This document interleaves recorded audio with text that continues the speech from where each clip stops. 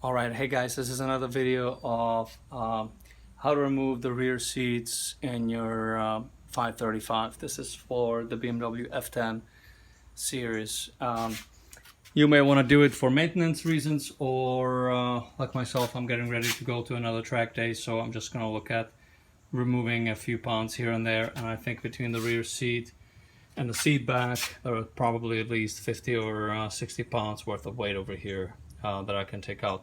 So the procedure actually pretty straightforward. You don't have to do anything special in terms of setup, but you put your hand down here toward under the seat, and then you just crank up on it a little bit. It will loosen up on the other side as well.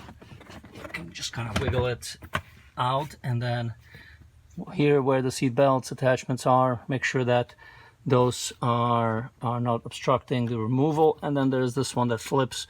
Just move it off to the side, and then you can just grab it here and just kind of pull up on the seat. It's a little dark in here, so I hope you can see that, but it's really rather simple to remove it. Now let me position this.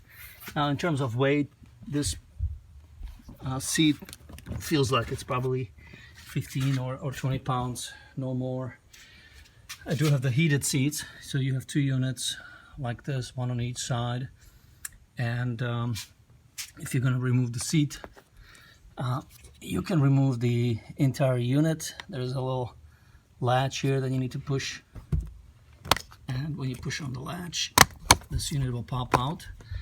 But you'll see that one of these wires is still attached to the seat. This is the one that actually feeds the power to the seat, so it's pretty easy here. Again, you're just gonna have to push down on this latch, and then kind of wiggle it out of the unit. I need to get a tripod for the next video, but it's rather simple. Just this little latch here, it moves up. It might be hard to see.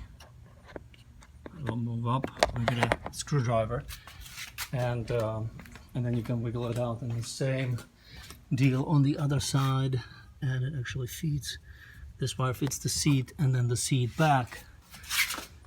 So we'll go ahead and get a screwdriver, and then just to get it out,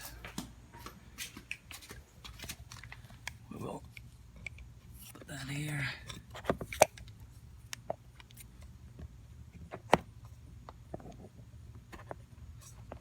Move it up.